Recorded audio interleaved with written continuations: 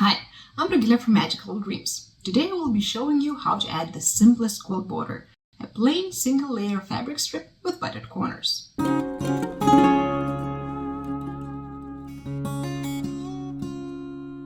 That's the quickest way to frame your quilt, make it a bit larger and give it a clean modern finish. I will be adding a narrow wide border to my baby quilt small steps. Let's get started. Why add borders? Borders do three things to a quilt. First, they frame the patchwork like a picture frame. Second, they let you grow the quilt without piecing more blocks. And third, they balance the overall design. Here I choose white to extend the sashing and keep a quilt light, fresh, and baby soft. Preparing the quilt top. Before borders are on, I make sure the quilt top is flat and square. For that, first press, don't iron. I press straight down, no dragging, to flatten the seams and remove wrinkles without stretching the edges. Then, square check. I place a large square ruler in each corner. Each should be close to 90 degrees. If anything is off, I give the area a gentle stretch with a touch of steam. On a small quilt like this, that's usually enough. Prepare the border strips. I start by measuring the quilt, top, middle, bottom, and then left, center, right. The free measurements of one side should be within 1/4 inch.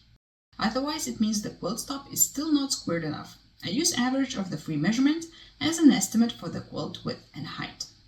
Next, I cut the border strips. For this quilt, they are only 1.5 inches, just wide enough to echo the sashing and leave enough room for binding.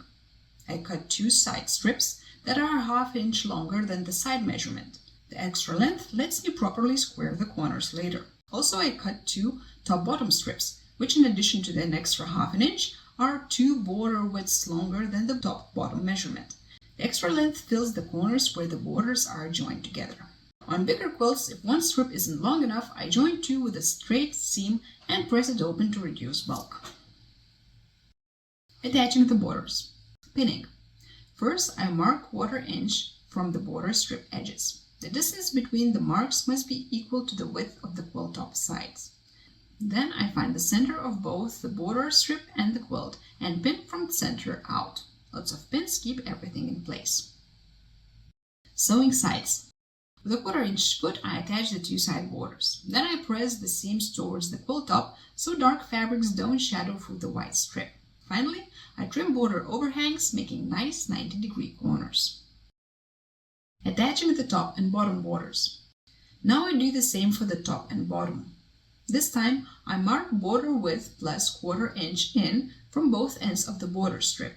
The distance between these marks should equal the width of the quilt top. I pin from the center out again, but when I sew, I start at the edge of the side border, not at the edge of the quilt top. Then I sew the borders on with a 1/4 inch seam and press and trim everything just like before. Here's the quilt top with a simple white border, light, bright, and perfectly framed. Quick tips. Press, don't iron. Measure carefully, pin generously. Master this easy border first, then you'll be ready for mitred or layered borders. I will share tutorials for those in my future videos. Thanks for watching. If it helped, give it a thumbs up and subscribe for more quilting tutorials. You can also learn everything about Small Steps Baby Quilt at magicaldreams.com.